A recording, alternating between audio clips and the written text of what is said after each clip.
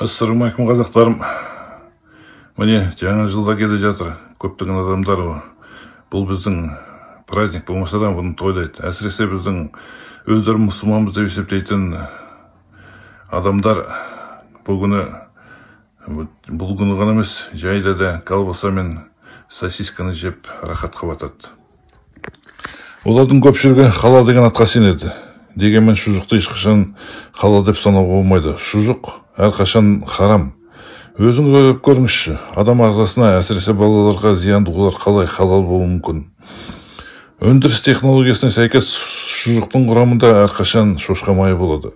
Шошқа майы болмаса ол шұжық емес. Кез келген шұжықтың құрамында қандағы эритроциттердің мембранасын ерітіп, эритроциттерді өлтіретін нитрит деген удың көп мөлшері болады.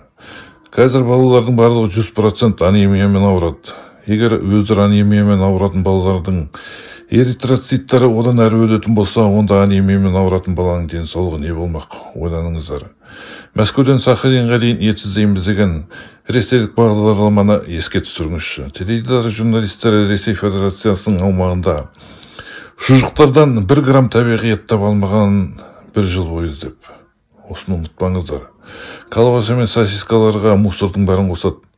Сонымен шұжықтарда ет орнына соя қосады. Ал соя 100% ГМО.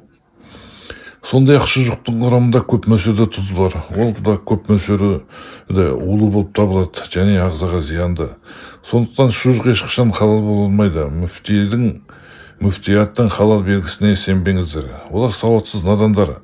Өздері харам мен халалды ажырата алмайды. Халал таза бизнес болып табылады. Оның нағыз халалға еш қатысы жоқ. Сақ болыңыздар, қазақтарым.